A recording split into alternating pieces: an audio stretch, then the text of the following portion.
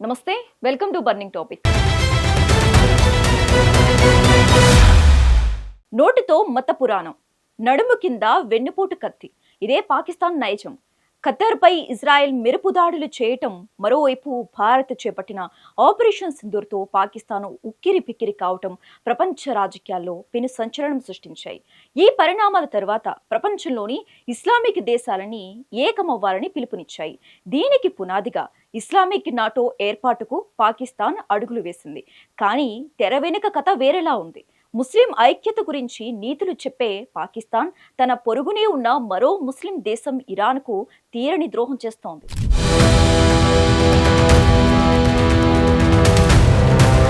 నోటితో మంత్రాలు చదువుతూ నడుముతో వంచన చేసే రకం కొందరిది. అవును, ప్రస్తుతం పాకిస్తాన్ తీరు సరిగ్గా ఇలాగే ఉంది. ఇస్లామిక్ దేశాలన్నీ ఏకం కావాలి, ఒక ఇస్లామిక్ నాటో ఏర్పాటు కావాలని గొంతు చించుకుంటున్న పాకిస్తాన్ తెర వెనుక చేస్తున్న కుట్రలు ఇప్పుడు బయటపడ్డాయి. మతం పేరుతో మాయమాటలు చెప్పి సొంత పొరుగు దేశం, ముస్లిం సోదర దేశమైన ఇరాన్కు వెన్నుపోటు పొడిచింది. అమెరికా ఇజ్రాయెల్ వ్యూహాలకు పావుగా మారి ఇరాన్ను ప్రమాదంలోకి నెట్టిన పాక్ అసలు రంగు ఇప్పుడు ప్రపంచానికి తెలిసింది.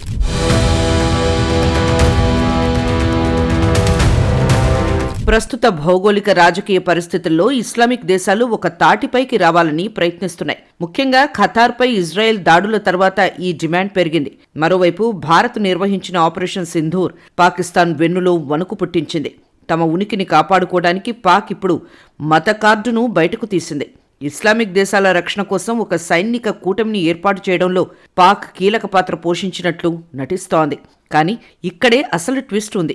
ఒకవైపు ఇస్లామిక్ ఐక్యత గురించి ఉపన్యాసాలు ఇస్తూనే మరోవైపు ఇరాన్ పట్ల పాకిస్తాన్ అత్యంత క్రూరమైన ద్వంద్వ విధానాన్ని అనుసరించింది. ఇరాన్ను దెబ్బతీయటానికి అమెరికా ఇజ్రాయెళ్లకు పాక్ సహకరించిందని ఆధారాలు బయటకు వస్తున్నాయి. ఇరాన్ అంతర్గత భద్రతా రహస్యాలను, అణు కేంద్రాల సమాచారాన్ని పాక్ నిఘా సంస్థలు చేరవేసినట్లు అంతర్జాతీయ విశ్లేషకులు భావిస్తున్నారు. పొరుగువాడి ఇల్లు కాలుతుంటే తన పొయ్యిలో చలిమంచు కాచుకున్నాడట వెనకటికి ఒకడు. పాకిస్తాన్ పరిస్థితి కూడా ఇదే. తన ఆర్థిక సంక్షోభం నుంచి గట్టెక్కడానికి అమెరికా ఇచ్చే డాలర్ల కోసం ఇరాన్ వంటి మిత్రదేశాన్ని బలిపీఠం ఎక్కించింది. మతం కంటే స్వార్థమే మిన్నా అని నిరూపించింది.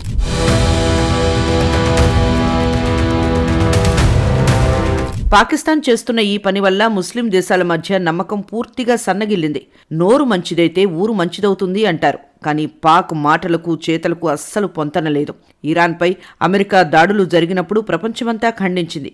కానీ అదే సమయంలో పాక్ మౌనంగా ఉండడం, లోలోపల సహకరించటం చూస్తుంటే మత ఐక్యత అనేది కేవలం ఒక నినాదం మాత్రమే అని స్పష్టమవుతోంది. ఖతార్ విషయంలో కూడా పాక్ రెండు కళ్ల సిద్ధాంతాన్ని అవలంబిస్తోంది. ఒకవైపు సంఘీభావం తెలుపుతూనే మరోవైపు ఇజ్రాయెల్ వెనక ఉన్న శక్తులతో రహస్య ఒప్పందాలు చేసుకుంటోంది. దీనివల్ల ఇస్లామిక్ దేశాల కూటమి ఏర్పాటు కాకముందే ముక్కలయ్యే ప్రమాదం కనిపిస్తోంది.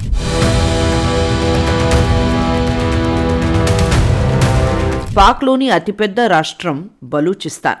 దీనికి ఆనుకొని ఆఫ్ఘనిస్తాన్లోని కొన్ని ప్రాంతాలు, అలాగే ఇరాన్లోని ఇస్తాన్, బలూచిస్తాన్ ప్రావిన్స్ ఉన్నాయి. ఈ మూడు ప్రాంతాల్లోనూ బలూచ్ తెగకు చెందిన ప్రజలు విస్తరించి ఉన్నారు. ఒకే జాతి, ఒకే భాష అయినప్పటికీ సరిహద్దు రేఖలు వారిని మూడు దేశాలుగా విడదీశాయి.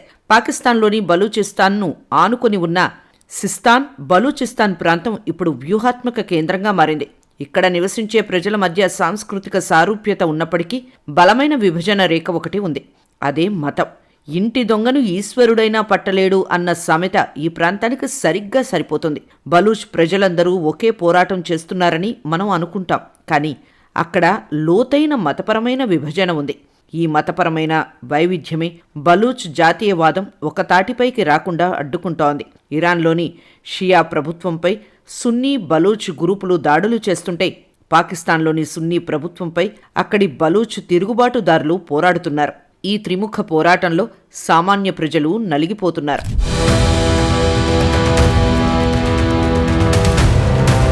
అయిన వారికి ఆకుల్లో, కాని వారికి కంచాల్లో అన్నట్టు పాకిస్తాన్ ప్రభుత్వం బలూచిస్తాన్లోని సహజ వనరులను దోచుకుంటూ స్థానికుల్ని మాత్రం పేదరికంలో ఉంచుతోందనేది బలూచ్ తిరుగుబాటుదారుల ప్రధాన ఆరోపణ. అందుకే ఇప్పుడు వారు నేరుగా చైనా పెట్టుబడులను, పాక్ సైన్యాన్ని లక్ష్యంగా చేసుకుని దాడులకు తెగబడుతున్నారు.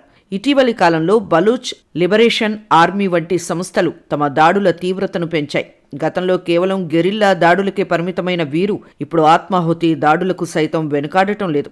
చైనా పాకిస్తాన్ ఎకనామిక్ కారిడార్ ప్రాజెక్టులో భాగంగా పనిచేస్తున్న చైనా ఇంజనీర్లపై దాడులు చేస్తూ అంతర్జాతీయంగా కలకలం రేపుతున్నారు. మరోవైపు ఇరాన్ సరిహద్దుల్లోని జైష్ అల్ అద్ల్ వంటి సంస్థలు ఇరాన్ భద్రతా దళాలపై దాడులు చేస్తున్నాయి. దీనివల్ల ఇరాన్ పాకిస్తాన్ మధ్య దౌత్యపరమైన ఉద్రిక్తతలు తారాస్థాయికి చేరుతున్నాయి.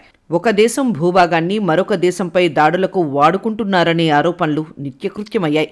చేతులు కాలిన తర్వాత ఆకులు పట్టుకున్నట్లు దాడులు జరిగిన ప్రతిసారి పాకిస్తాన్ భద్రతను పెంచుతామని చెబుతోంది. కానీ మతపరమైన చీలికలు, విదేశీ శక్తుల జోక్యం ఉన్న ఈ ప్రాంతంలో శాంతి నెలకొనడం అంత సులభం కాదు.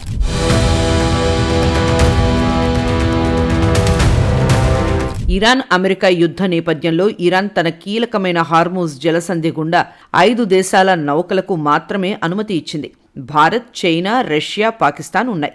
ఆయా దేశాలు జెండా ఎగురవేసుకుని వచ్చే వాటిని మాత్రమే అనుమతి ఇస్తారు. పాకిస్తాన్ జెండాతో వచ్చిన కొన్ని నౌకలు వాస్తవానికి అమెరికాకు చెందినవి అని డొనాల్డ్ ట్రంప్ బహిరంగంగా ప్రకటించారు. ఇదిలా ఉంటే పాకిస్తాన్ తన ఎయిర్ బేసులను అమెరికాకు అందుబాటులో ఉంచి ఇరాన్పై దాడులు చేయడానికి కల్పించింది.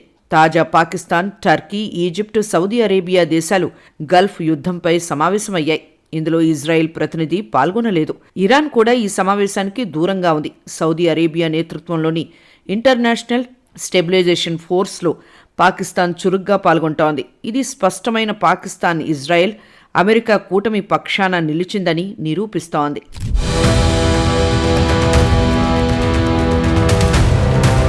క్రైస్తవ దేశాలు, యూరోపియన్ యూనియన్ సభ్య దేశాలు ఇరాన్పై యుద్ధం విషయంలో మౌనంగా ఉన్నాయి.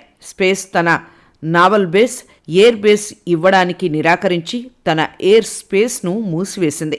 European Union Iran Islamic revolutionary guard కార్ప్స్ను ఉగ్రవాద సంస్థగా ప్రకటించింది.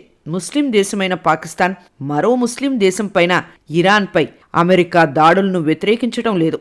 తన సైనిక స్థావరాలను శత్రువుకు అందుబాటులో ఉంచింది. ఖవాజా, ఆసిఫ్ పరోక్షంగా ఈ యుద్ధాన్ని వ్యతిరేకిస్తూ ఇజ్రాయెల్ విజయం సాధిస్తే భారత్, ఆఫ్ఘనిస్తాన్ను కలిపి పాకిస్తాన్ను టార్గెట్ చేస్తాయని ఆందోళన వ్యక్తం చేశారు.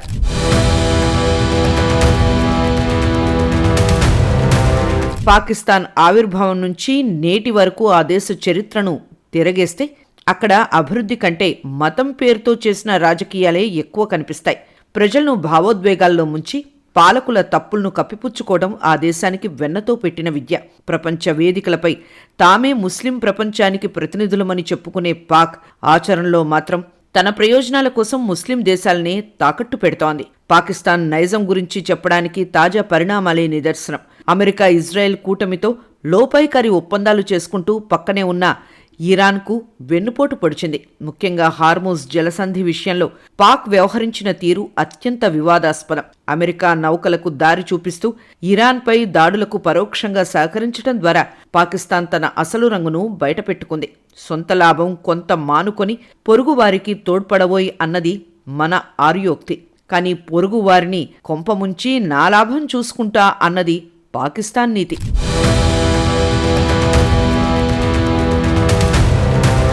పాకిస్తాన్కు ఇప్పుడు ఒకటే సిద్ధాంతం, ఎక్కడ డబ్బుంటే అక్కడ వాలిపోవడం. సౌదీ అరేబియాతో ఉన్న రక్షణ ఒప్పందాలను కాపాడుకోవటానికి, వారి నుంచి ఆర్థిక సాయం పొందడానికి ఇరాన్తో ఉన్న సంబంధాలను పనంగా పెట్టింది.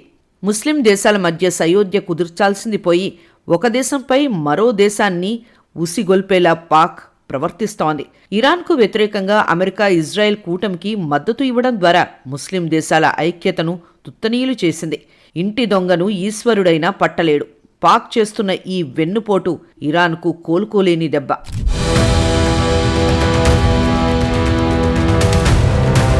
కాశ్మీర్ అంశం వచ్చినప్పుడు ముస్లిం దేశాల మద్దతు కోరే పాకిస్తాన్ వాస్తవానికి ఆయా దేశాల కష్టకాలంలో ఉన్నప్పుడు తోడ్పడలేదు.